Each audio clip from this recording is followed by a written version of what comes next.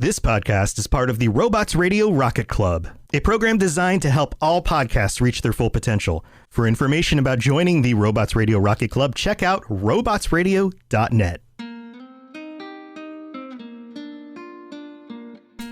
Hey all you heroes and champions, crows, pirates, and inquisitors. Welcome to the Dragon Age Lorecast. I'm Shelby. And I'm Austin. And we are so excited to bring you this podcast. Every episode, we'll be talking about a different topic in the Dragon Age universe. From the Maker to Lyrium to Aravels, we will cover it all. There will be spoilers. And always remember, swooping is bad. Hello and welcome to the Dragon Age Lorecast, where we talk about all things Dragon Age and in regarding to its lore. I am one of your hosts here, Teacup or Austin, and I'm excited to be here, and I'm here with my other co-host. Yeah, I'm Shelby or Shecup. I'm the lore person, and I'm excited to talk about demons and continue our season 3. You know, the Chantry says even if you talk about them, they're going to come and possess you. I think that's Harry Potter. I think you're talking about Voldemort. I mean, I'm pretty sure that there are probably some Chantry people who believe that. No, that's probably fair. But who knows? Anyway, so what are we talking about today? Well, last week we introduced spirits and demons and all that. So today we're going to dive into a couple different types of demons, what makes them tick, how powerful they are, where we've seen them, that kind of stuff.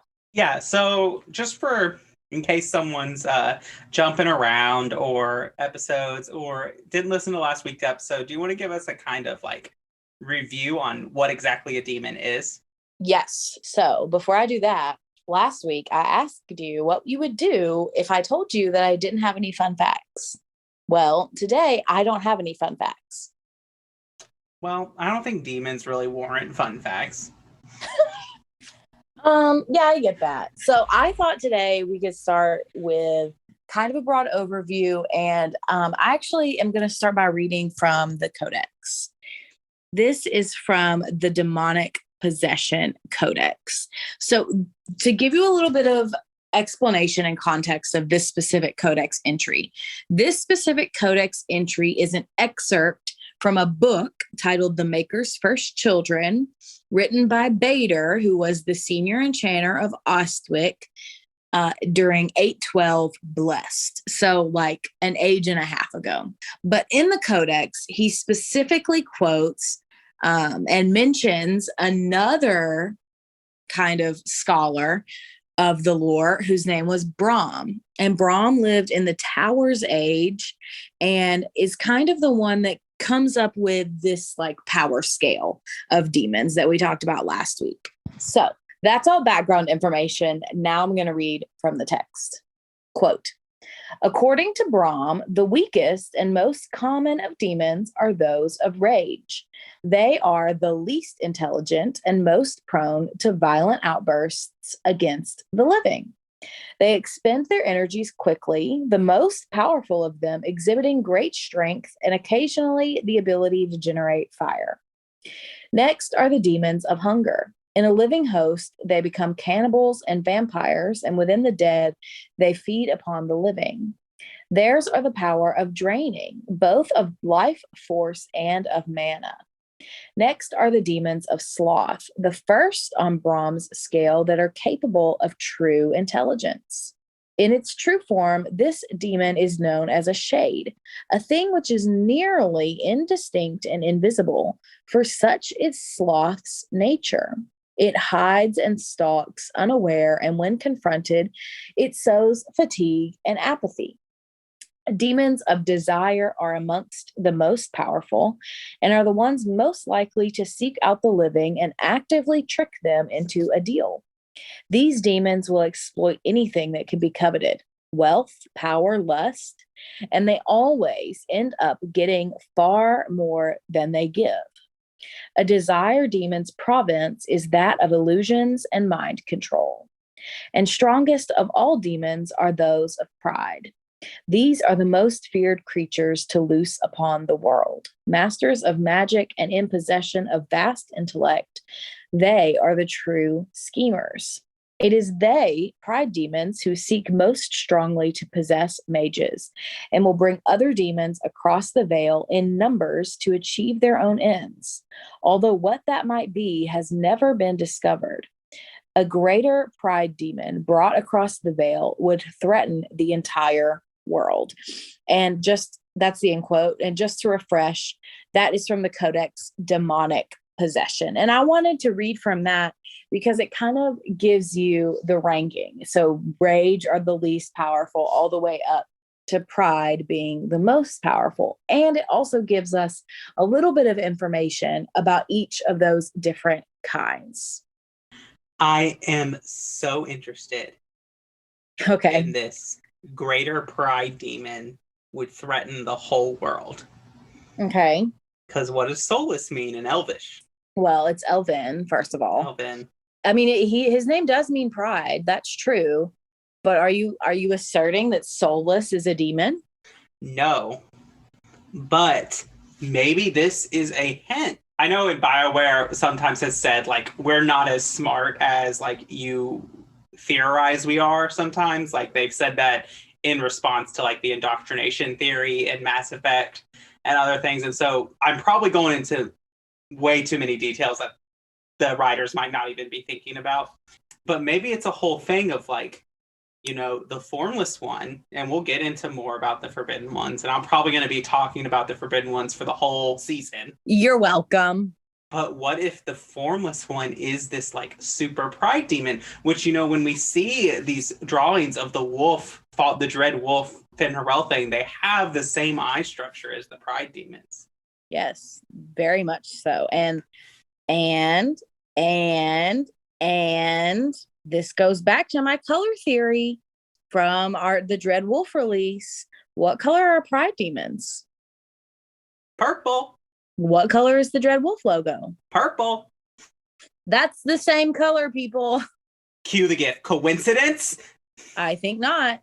No, but seriously, I am not a believer in coincidences. Like, I just don't believe they exist, especially in video game development when it comes to BioWare. And also, like, so much of, like, the colors of Dragon Age play into, like, the theme of the game. And, like, even though both Dragon Age Origins and 2 are red, they're different reds. Like, the Dragon Age 1 Origins red is very much the, like, grime of war and the kind of, like, dark spawn tint and everything to do with that. Whereas the Dragon Age 2 red, I more associate with blood magic. Well, that's interesting. I associate the Dragon Age 2 red with more like red and gold. So, and the reason why I do that is because I associate it with, like, royalty, power, rulers, not even just like a royal family, but there's so much in Dragon Age 2 about who is in control, who is in power, who is ruling, whether it's the Arishok or Meredith or the Viscount or Hawk or none of them or all of them or whatever. That game is really about who's in power. And Inquisition's color is obviously green after the breach and the anchor and all of the things. And so it seems like Dread Wolf's color is going to be purple. And we know that these things are not meaningless, that they do have meaning. And so I'm sure that the color purple will be reflected thematically and will be important too. Yeah, 100%. So anyway, enough about that theorizing. Let's get back to the topic at hand. Yeah. So do you have other thoughts about this Codex entry? Again, I just think it's interesting. I go back to a lot of times, like, you know, stage theory in psychology, like different theories that have stages are often criticized because you can be at more than one stage at a time, or you can be at this stage in this aspect, but then at a later stage in another aspect. And I think that's kind of how I feel about the hierarchy of demons, in that, like, their power is more contextual than this theory probably allows for. Why so? Well, for one, the nightmare is a fear demon, which isn't included in the hierarchy at all. Yeah. And then just that from the game, from a gameplay mechanic, like there are several rage demons that are not fun in That's true. Inquisition and the game. And I feel like this doesn't even account for Revenants and the other one, Arcane Horrors. Arcane Horrors. Well, Which I think I that's know- because they're not technically demons. I don't know. Well, they're undead, which are demonic possessed corpses, Right. which I didn't know before last week. I just refer to them as fade creatures. So I guess I just think about like, yeah, I do agree that like pride demons are extremely powerful, and that pride is probably a very powerful emotion that all beings experience. But I just think that it's more contextual. Like, I think that in a right instance, a rage demon around like a place of great rage would be stronger than, say, a desire demon. Yeah, I mean, I don't necessarily disagree with that, but we've never seen an example of it. So my answer, I guess, would be it's definitely possible. But I do think there in this codex there's information about each of the different kinds of demons that haven't really experienced before, like, or at least gotten like a definitive, yes, this is it in plain text. Like, for example, desire demons always end up getting more than they give. That is a perfect little description of a desire demon that I'd never thought about in that way. And then the idea that a shade is just a demon in its true form, and the sloth demon is the closest thing to that. That is so interesting to me. And of course it would be, because why would a sloth want to change its appearance when it's a sloth demon, you know? Right, which we do see a sloth demon that is capable of changing its appearance, and they certainly are, because all fade creatures are capable of shape change. Yeah, it's just that's not in their nature. Mm-hmm. So, unless you have other thoughts about the codex, let's move on to talk about sloth demons. So, sloth demons are probably the first demon you ever meet in the game. At least depending on your origin. The mage origin in Origins meets a sloth demon in their harrowing. And this sloth demon presents itself as a Berescarn, which is basically like a blighted bear. And then one thing that is special about sloth demons, which we were just touching on, is that we do see them in a lot of different forms. They can change their appearance based on what they want to be or how they want to deceive you. Like, most of the other demons don't do this. Pride demons are just pride demons. Despair and rage demons, they're just who they are.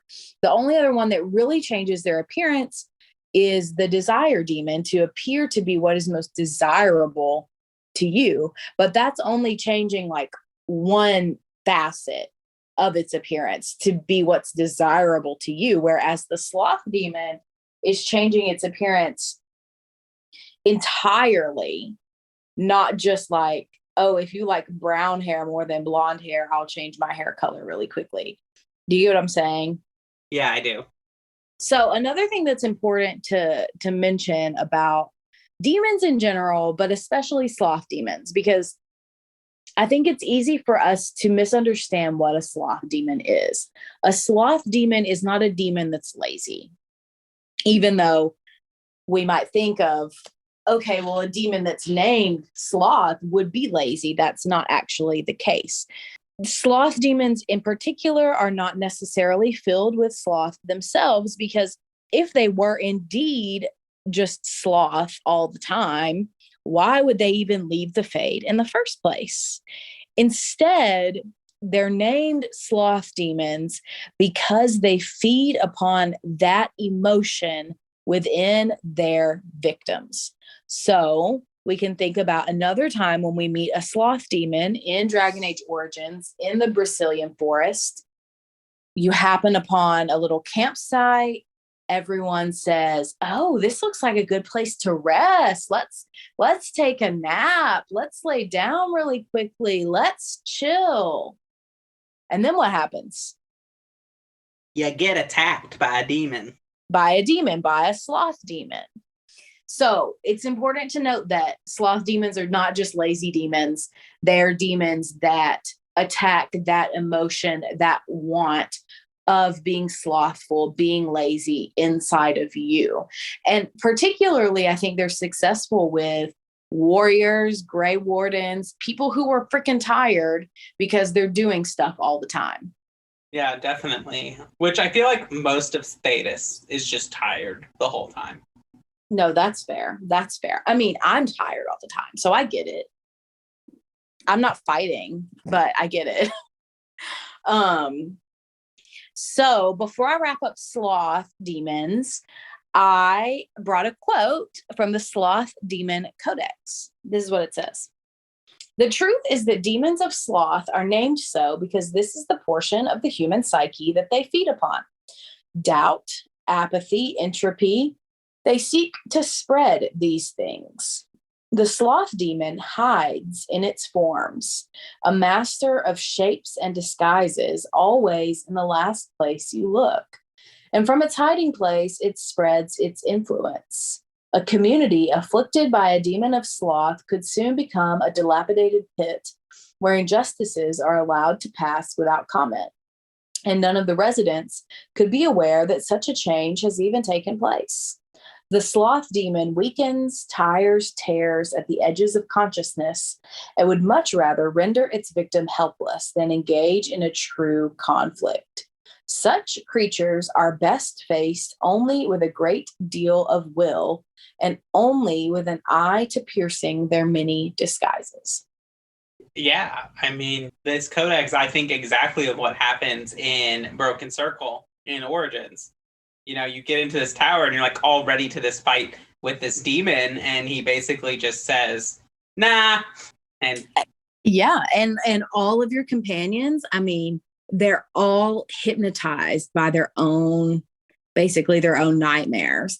And none of them are fighting. None of them, well, I think Sten is fighting, but they're not, it's not, none of them really realize, most of them don't realize that it's demons. A few of them do. And that's exactly what the sloth demon wants to do. Right. I used to think that desire demons were the most frightening because they can capitalize upon your innermost thoughts and things that you desire that you don't want the world to know about. But after this episode, I've changed my mind. I think it's sloth demons are the most frightening to me.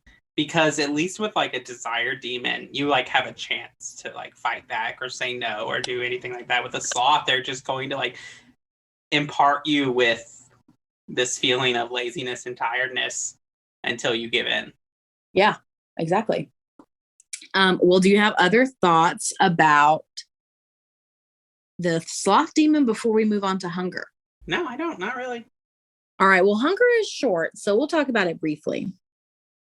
And the reason why I don't have a lot of information about hunger demons is because they're actually pretty rare. And there's only two that we really meet in the game that are notable. So we meet a hunger demon in Dragon Age 2 in the Deep Roads, and we meet a hunger demon in Dragon Age Awakening in the Black Marsh area. Hunger demons are characterized by a compulsion to consume everything they encounter, even and including other demons. They are extremely rare, even in the Fade. In the real world, like outside of the Fade, they are most often encountered when possessing a skeleton or a mage. So when they possess a skeleton, they would be called a fanged skeleton. And if they possess a mage, they're called a hunger abomination. Isn't that interesting? And then the last point I have about hunger demons is that powerful hunger demons, they can take human form and present themselves as humans, and you would never know the difference, which technically all demons could do, but hunger demons are exceptionally skilled at this. I have a fun fact. Okay. I thought we didn't do demons. If you make the right choices and right party members, Anders can be the only person to meet both instances of the hunger demon. Oh, I guess that's true, huh? Yeah. Interesting. That is a fun fact. Good job. Yeah.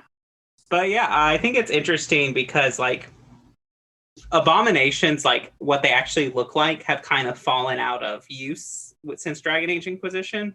They were used a little bit in DA2, and they were really used in Dragon Age Origins and like different emotion. Like they really played on like, oh, when a mage is possessed, they take a different form. So you can have a rage abomination, a hunger abomination, any kind of emotion with an abomination. Yeah. Yeah, that's something I definitely want them to bring back a little bit. Which abominations basically just kind of, to me, they look like as if a human has a bunch of tumors growing outside of their body instead of inside of their body. That's disgustingly accurate. Sorry. It's okay. You don't have to apologize. Yeah, but that's really all. Like you said, there's not a lot of information, and I don't have a lot of experience with them, other than I've never made the deal with the Hunger Demon. I haven't either. All right. Well, I think now is a great time for a break. All right. Well, let's get into it. Enchantment? Enchantment! You need me. Ugh. I am yours as always. All right, well, welcome to the mid-break of the show where we talk about all things about the podcast that don't have to do with the lore of the podcast. And so it's now this time that I like to tell you that we have a Patreon. You can find the link in the episode description. You can join there and basically get all kinds of benefits from our lowest tier, which gives you ad-free episodes, or to, our First Enchanter tier, which lets you come on the show, and there's tiers above First Enchanter that give you even more benefits. And it's just a great way to support us, and we really appreciate it. And so now I'm going to read the names of our first patrons who get the honor of having their name read out on every episode. And so that is Lisa M, Derek B, Genesis, and Zuba. Yeah, and I should add, I have two things to add. First, we do have a new patron to highlight, and that is Nicholas B, who just subscribed today, actually, at the First Enchanter tier. So Nicholas B will be joining us on our August patron episode in just a few weeks, which I'm super excited about to hear his thoughts and whatever our topic will be. So thank you for subscribing and joining our Patreon, Nicholas. And then the second thing I have to say is that another benefit for all of our tiers is that you not only get ad-free access, you get early episodes, and you get to vote on the subjects of the patron chats. So like if you're a patron and you really, really, really want the patrons to talk about like the worst villain in all of Dragon Age, you can suggest that as a topic and we'll all vote on it. So that's another benefit to being on our Patreon. I already know your answer. Okay. Well, let's save it for the Patreon episode. Is that the topic? No. Oh. I just came up with that. Oh, well, I'm going to spoil it. Her answer is Lord Seeker Lambert. Ugh, I do hate him. But no, I don't know. I go back and forth. But let's continue with the break, please. All right. Also, if you can't support us financially, there are tons of ways to also support us. The first is to like or review us on Apple or Spotify. We really appreciate those ratings. If on Apple you leave us a 5-star review, we will read it out on a future episode of the show. We do not have a new review to read today. And so the last thing that I want to tell you about is our Discord. We just reached 100 members today. We're loving this community. And if you want to come and chat with us and hang out with us and talk to us about Dragon Age or Star Wars or Assassin's Creed or anything else video game related, that's the place to do it. It is the place to hang out with us and get news about our podcast first. And you can come see my Dragon Age Sims. Yes, SheCup has Dragon Age Sims households, both for Inquisition and Origins. I'm assuming Dragon Age 2 is next on the list. Eventually, yeah.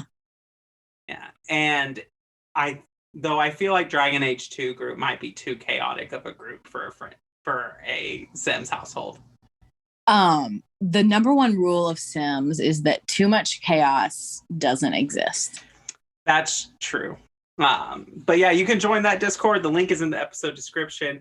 If you're looking for more podcasts, more video game podcasts, you can join the Robots Radio Discord. You can hop on that Discord. You can find us there. You can find a bunch of podcasts that are awesome about video games, whether they're part of the Robots Radio Network or also part of the Rocket Club, which this podcast is a part of. And we're just really excited about both of those communities. They're great places to hang out and talk about video games and their lore and all kinds of things. So yeah, other than that, I don't think I have anything else for the mid-break. Yeah, I think you covered it all. So let's get back to it. Yeah. Well, that was Orlesian. Dareth Shira. You fear barbarians will swoop down upon you. Yes, swooping is bad. Okay, so let's move on to desire demons. So desire demons, and I wrote this in the notes, but like I said, I think I changed my mind. I wrote that desire demons are probably the most dangerous of all the demons. But my reasoning is that's the reason why is because they are so much more intelligent than rage and hunger demons too. And they're more ambitious than sloth demons. So while they're not necessarily more intelligent or more powerful than a pride demon, they are perhaps more cunning. And they're definitely the most willing of all demons to engage in negotiations, deals, and dialogue. And so because of that, they're also the most skilled at possession. There are lots of desire demons who possess, and you wouldn't even know that that person is being possessed by a demon. So because of this, because they're master manipulators and great at possessing and all of that, they are very notable. Like their number one achievement is to use your own emotions and your deepest yearnings against you. And like we talked about last week, demons know your thoughts. Like they can read your mind. So if you encounter a desire demon and you start thinking, oh crap, I don't want them to know that I actually deep down desire this thing, they automatically know it. You're screwed. And so to me, that's what makes them so fearsome. When we talk about desired demons, I think there are a couple things that come to the forefront. Number one, their depiction in Dragon Age Origins and Dragon Age 2 is a very sexualized demon, especially a female demon. She has very large breasts that are like not covered at all, and horns, and kind of like the way they move is very sexualized as well. And this doesn't appear in Dragon Age Inquisition. So I, Austin, wanted to get your thoughts on this while we're talking about desire demons. What are your thoughts about the change, if you can really call it a change? Well, I think it's mainly just because that kind of, to me, the change is just like broadening our understanding of desire demons, that like a desire demon is going to look differently for every person, depending on what the deepest part of their desire is. And like, there's no denying that sexual desire is a motivating factor for a lot of people. Like not all people, but a lot of people. Mm-hmm. And so I guess to me that like makes sense. And I don't really hurt by the change because like if video games can be less known for like over sexualizing a woman's body, I think that's a good thing.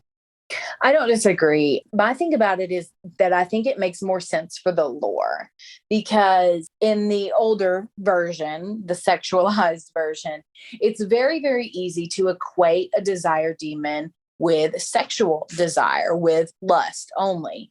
But in reality, that's not the only thing that desire demons are desiring. And so for me, that change reflects the lore in a more accurate way. And I know we haven't seen a lot of other desire demons. We've really only seen one in Inquisition. So we can't say for certain whether this is an actual change that they've explicitly made or not.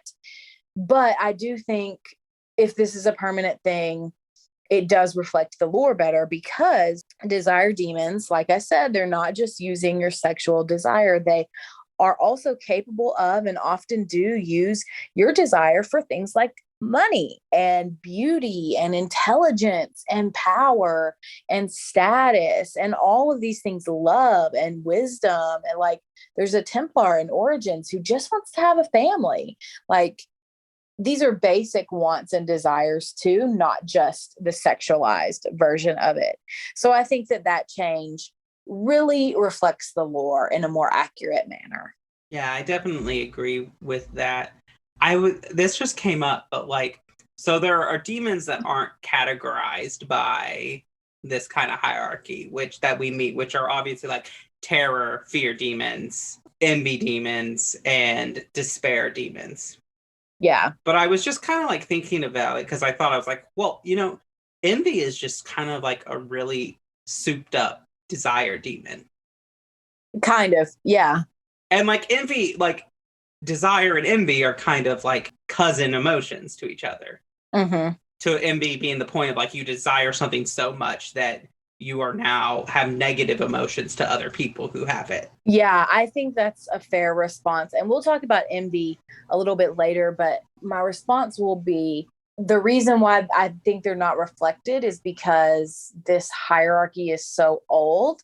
Like, it came up in the Towers age, which I can't remember the exact year that is, but it was a while ago. So I want to say it was like maybe the 400s of Dragon Age, but I'm not entirely sure. Maybe even earlier than that. So this is a very old scale, this hierarchy thing. So there may have been types and variations of demons that they just didn't know about at that time. Yeah, I think that's probably also true, which makes it a very real kind of thing, makes it feel like it's something that could exist in our world. But I was just seeing that and I was just trying to like, you could say that fear is kind of a form of sloth, like fear and sloth could feed into each other. Fear is something that probably a sloth could exploit to make you tired and lazy. Yeah, no, I agree with that too. So I was just thinking about that, but again, we won't know until someone says, hey, this is how they work. Right, exactly. So just to get back to desire demons a little bit, they're also master manipulators and they're great at disguises, just like sloth demons. They often disguise themselves and alter your environment to make you forget that you're even interacting with a demon. And then as a result, many people who become their prey, they just really don't even realize it, especially if like you're not a magic user and you don't have any experience with that. They're so skilled at this manipulation that you may not even realize you're interacting with a demon. Also, wild desire demons, they do and can like resort to outright mind control. Most often, they seem to take greater pleasure in a more subtle deception. They don't want to gravitate automatically to just the overpowering control. They want that challenge of tricking you, which I think is interesting. And then my last point about desire demons is that I think that they are the most common demon. We have met so many desire demons throughout the first two games, and we also meet one in Inquisition as well. They're just everywhere. Where do we meet this desire demon in Inquisition? I'm having a hard time remembering. It's Imshale. Oh, he's a desire demon? Yes. Oh, I didn't know that. Well, we'll get into it later. Yeah. Well, not later, like in a minute. We meet them in so many different aspects, like even in Shale's recruitment mission, like the demon that's haunting that child is a desire demon. Yes. Which it's like the child's desire for a friend is what it manipulates. Yeah, and that's a great example of like, that's a non-sexual desire. Mm-hmm. And, there's the Templar with the family, and then there's the desire demon in the Broken Circle quest, and they're just all over the place. To go back to your statement, desire demons might not be the most dangerous, but I would often say they're probably the most insidious. I definitely see that. What other kind of evil would it be to like just prey on a child's desire for a friend? I know, that's like the most innocent thing ever, like a kid who wants a friend. And to distort that is pure evil to me. Mm-hmm. Speaking of pure evil, You want to move to our side character? Yeah. Yeah. So today's side character is Imshale, who is a character in Inquisition and the Masked Empire. So if you have not read The Masked Empire, we will talk about some major plot points of that book. So if you're okay with being spoiled, please feel free to listen to the rest of the episode. If you don't want to be spoiled, just go ahead and turn it off now. So Imshale is a multifaceted character, I will say. He is, I think Michelle de Chavannes that you meet in the Emprise calls him a desire demon, like in front of his face. He tells you that he's a desire demon, and then you can call him a desire demon. And Imshale's retort is that he prefers to consider himself a choice spirit. So depending on whose opinion you listen to, you can kind of choose whether he is a spirit of choice or a demon of desire. I believe that he is a desire demon, and that his whole I'm a spirit of choice is a further way to manipulate you. So the first thing to know, if you've listened to last week's episode, you will know that Imshale is not just a regular old desire demon. He is not just a regular demon from the Fade. In fact, he is very ancient. He is one of the first demons that had ever come into contact with human mages. And because of this, he is part of that group of 4 demons that we know as the Forbidden Ones. We talked about the Forbidden Ones last week, but just to refresh your memory, they are a group of 4 unique and extremely powerful ancient demons. It's said that they are older than both Tevinter and the Darkspawn themselves. They are also rumored to have taught the Tevinter Magisters of old how to use blood magic, and they might even possibly have a link to the Forgotten Ones, the ancient elven bad pantheon, or may even be the Forgotten Ones themselves. So we have met 3 of the 4 Forbidden Ones. In DAO, we met Gaxkang, who we talked about in last week's episode. In DA2, we meet Zebenkek. And in DAI, we meet Imshale, which leads me to believe that in DAD, we could meet the Formless One. So back to Imshale. Imshale is summoned in 940 Dragon by the keeper of the Dalish clan Virnan. He is summoned because the keeper wants information about unlocking the Illuvions. Imshale doesn't really give them much information at all. But later, Imshale uses blood magic when interacting with Empress Celine's champion at that time, who is Michelle de Chavannes. Through a very long, confusing series of events, Imshale convinces Michelle that breaking the binding circle that Imshale is in will send Imshale back to the Fade. In reality, breaking the circle of binding just released Imshale into the world as a free demon. Imshale then massacres the almost entire Dalish clan that summoned him, except for one elven mage who he then possesses in order to get revenge on Michelle. This is why Michelle has vowed to pursue Imshale for the rest of his life, because he wants to atone for his actions of releasing Imshale. And even though he was under duress and convinced by magic that of something that was not true, he still finds it to be his responsibility. And another part of it is that Michelle is also a half-elf. That's not told to you in Inquisition, but it is in the Masked Empire. So I'm sure that he also has some guilt about basically having this whole elven clan be massacred by the demon that he set free. So Imshale then goes on after the Masked Empire to go free. He gets to the Emprise and we meet him there in Inquisition, and Michelle is still pursuing Imshale. We meet both Imshale and Michelle in the Emprise du Lion at this point in time, their identities, their stories are very much bound to one another. And apparently we can defeat M. Shale in Dragon Age Inquisition. When we do meet him, he has allied with Corypheus's forces and is helping cultivate red lyrium and doing a lot of red lyrium experiments, especially on giants. And he also continues to dismiss Michelle as no threat whatsoever. M. Shale also attempts to negotiate with the Inquisitor, offering the Inquisitor power, riches, or virgins. If the Inquisitor accepts any kind of deal, M. Shale murders Michelle, which does prevent him from being recruited into the Inquisition.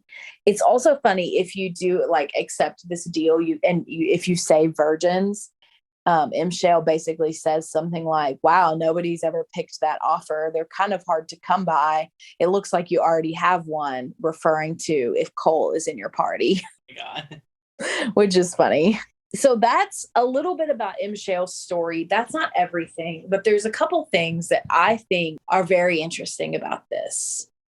Number one, that M. Shale, a member of the Forbidden Ones, would ally themselves with Corypheus is interesting to me. Number two, I don't know if our defeat of M. Shale in Inquisition is actually M. Shale dying.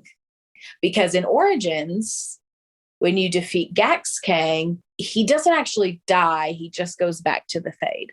Yeah, I've been kind of going through all the situations where we meet these Forbidden Ones in the game. And every single one of these demons has had some kind of binding thing broken before we encounter them. Yes. Gax King is obviously like bound and you unbound him in the quest, hence the name of the quest. And with Zebenkek, you go and like release all these demons on these tomes, and then you encounter Zebenkek. And then Michelle releases Imshale. And so it makes me think that like maybe part of the Tevinter Magister's power was in the fact that they had these demons bound. That truly is a good thought. I don't know if we'll ever know the answer to that, but it's definitely a possibility in my mind. Right. And then the other thing that jumps out to me is like this Dalish clan leader, he can't be just asking about the Illuvians on his own accord. No, I think in the book, he is like working with Solus. I can't remember because it's been a while since I've read it, but also like what an idiot. Mm-hmm. What an idiot. Like seriously, dude? But like the one thing that doesn't kind of track with the Forbidden Ones being the Forgotten Ones is that according to Dalish lore and according to Solus himself, he locked away the Forgotten Ones, like in the void. And this is true. And so my other thing about it is like if they are the same, Solus would know. And why would he send someone to deal with them to figure out information? That's a good point. I think for me, the argument against that would be that they don't just come into the world. They don't just leave the Fade. And at least in Imshel's case, he is summoned directly. So we don't know like if a summoning can break whatever lock Solus put them under, you know? Right, but how come all the Dalish prayers haven't, well, I guess Mythal is in the world, but why haven't they released the Evanuris? I think a prayer and a summoning are two completely different things. I guess that's true. And I guess a Dalish elf would never think to summon one of their gods. Yeah. Yeah, I don't know. I do think that that's a good plot hole to bring up. But I mean, the more I dig into these formless ones, regardless of if they have a connection to the Forgotten Ones or not, I really feel like they are going to have some role in the next game. Yeah, maybe. And like maybe I think it's either the next game or it's going to be a final game that kind of does that, and we're going to unbound and release the formless one in DAD, and then we have to fix it. yeah. Yeah. But I wonder, each of the like forbidden ones, you could probably ascribe a certain demon type to each of them. Like Imshell being desire. I'd probably give Gax King like rage or something like that. Zebin Kanek probably pride, maybe. Maybe Zebin Kek is who I'd give rage to, and then Sloth to Gax King. And then the formless one would be a pride. Pride, yeah. Yeah. Yeah, it's possible. Or maybe Zebin Kek is hunger. Oh, yeah. Well, more thoughts about Imshale specifically? I have done both choices of taking his deal and killing him. Killed Michelle? You killed Michelle? I didn't know who he was. And to be fair, it is possible to encounter Ishmael without ever talking to Michelle. Okay, fair. But look at Michelle. Like, don't you want to save his pretty face? I mean, when I see him now, yeah, but like you can run straight through the quest and never encounter Michelle. I mean, it's kind of hard to miss him. He's standing right there where you have to go. Well, you know, you're talking to the king of missing things. Don't I know it? So yeah, but I think that his line that intrigues me the most is that I prefer to be a spirit of choice. Mm-hmm. Which implies this, it kind of brings home this like relationship between demons or just corrupted versions of spirits. Yeah. He strikes me as like what I picture when I think of a demon, something that's offering you an olive branch, but it's actually like a rose branch with thorns on it. Yes. Yeah. Yes. Very much a master of deception. Yeah, and that's what I think when I think of like a demon and someone says, oh, the demons are like plaguing us, or like, oh, this story is about demons. I think about like that. That's what I think about. Someone who is going to manipulate you, who is going to give you something that you think is going to be good, but and then... Do you have any final thoughts about Imshale or about anything else we've talked about today? I do not. That's all I got. All right. Well, then thank you for listening to the Dragon Age Lorecast, and we'll see you next week.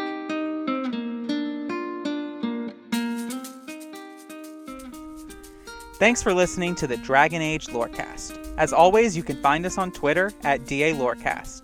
If you have any lore questions, topics to unpack, or side character suggestions, email them to us at dalorecast@gmail.com. The Dragon Age Lorecast is a part of the Robots Radio Rocket Club. You can join the Robots Radio Network Discord by clicking the link in our episode description. If you enjoyed our show, we'd love it if you'd subscribe and give us a review. See you next time.